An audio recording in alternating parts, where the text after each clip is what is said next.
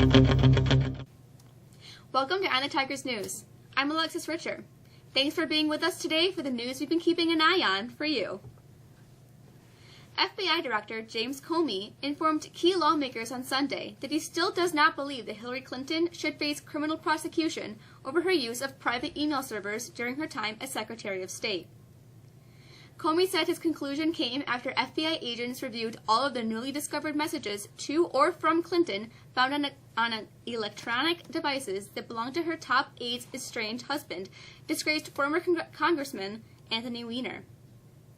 The director has come under intense criticism from both Republicans and Democrats for possibly influencing the presidential election. After days of full-throated attacks on Donald Trump's qualifications and temperament, Clinton cast herself as a candidate of healing and reconciliation, perhaps a surprising position for a woman who's long been one of the most divisive figures in American politics. Trump, meanwhile, voiced new confidence as he brought his campaign and his dark visions of a rigged American economic and political system to longtime Democrat strongholds in Minnesota and Michigan. Most political experts acknowledge Trump's path to the White House is a difficult one and must include winning Florida, North Carolina, Ohio, and Nevada while flipping a traditional blue state his way. A protester involved in a scuffle at a Donald Trump rally in Reno, Nevada, denied accusations Sunday that he is an operative for Democrats. The registered Republican was holding a Republicans Against Trump sign at the Saturday night rally while the GOP nominee for president spoke. A disturbance broke out and two Secret Service agents surrounded Trump and whisked him away.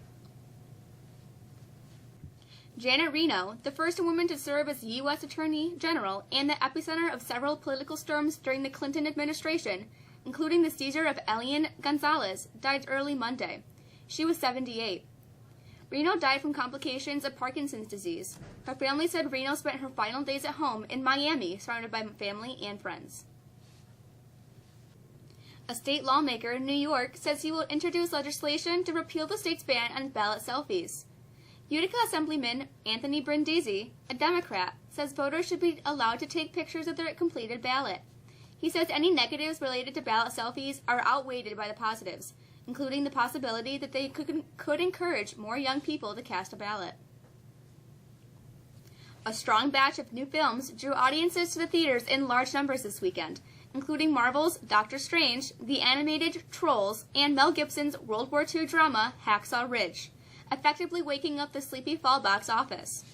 The top three films all garnered largely positive reviews from critics and all recorded A cinema scores from opening weekend audiences too. As a superhero in the bunch, Doctor Strange easily dominated with $85 million in North America theaters, according to studio estimates Sunday. Starring Benedict Cumberbatch as a neurosurgeon turned sorcerer, Doctor Strange opened internationally last weekend. It's already grossed $325.4 million globally. It's not pranksters or vandals who placed toilet paper all over the streets of Littleton, Colorado. It was city workers. The Denver Post reports that Littleton crews have used bathroom tissue to help seal up cracks along more than 120 streets. Officials say toilet paper was applied with a paint roller over freshly laid tar used to fill asphalt cracks. The paper absorbed the oil from the tar as it dries, keeping it from sticking to pedestrian shoes or cars and bike tires. We've got a couple of fantastic weather days coming up. There are some changes midweek, though. Here's Josh with his forecast.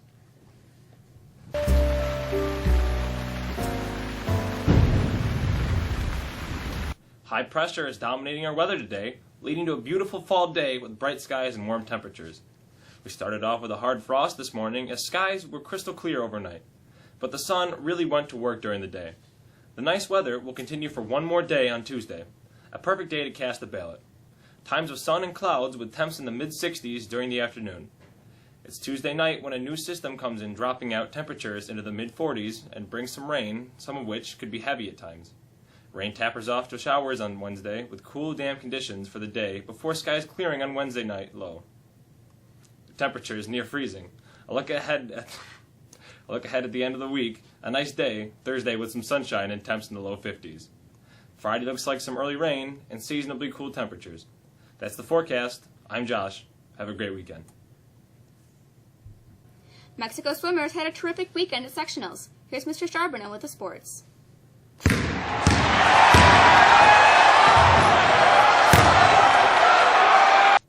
Mexico swimmers had a banner day on Friday at the Section 3 swim meet.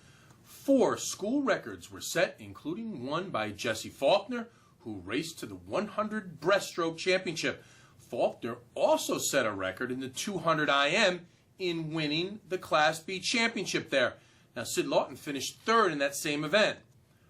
Other races, Rhea Von Holtz placed second in the 100 backstroke with a school record, and Carolyn Zedak finished third in the 500 free. She also finished fourth in the 200 free. Von Holtz is an 8th grader. Zedak is a 7th grader. School record was also set in the 200 medley.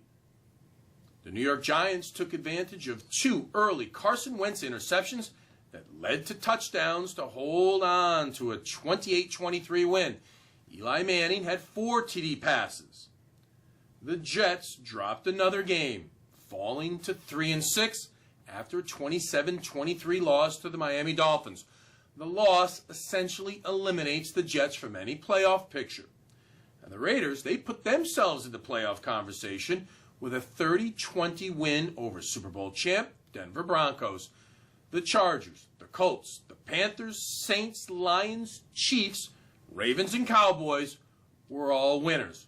Of course, the Bills take on the Seahawks tonight. Syracuse Orange football team's Slim Bowl chances were trashed on Saturday with a 54-0 beatdown at the hands of third-ranked Clemson. Now, Syracuse lost starting quarterback Eric Dungy to a possible concussion in the first quarter. Dungy's status is unknown going into next Saturday's game against NC State. Now, remember, Dungy suffered 2 concussions last season. And finally, the SU Orange hoop team's last exhibition will be tomorrow night when it hosts Le Moyne College. Now, the Orange open up for real Friday night against Colgate.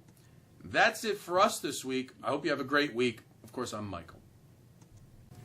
A look at the calendar shows that today begins the winter sports season.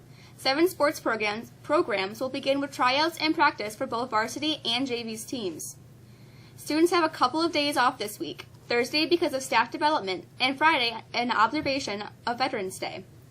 And finally, Jostens yearbooks are now on sale. The pre-sale of $45 runs now until late November.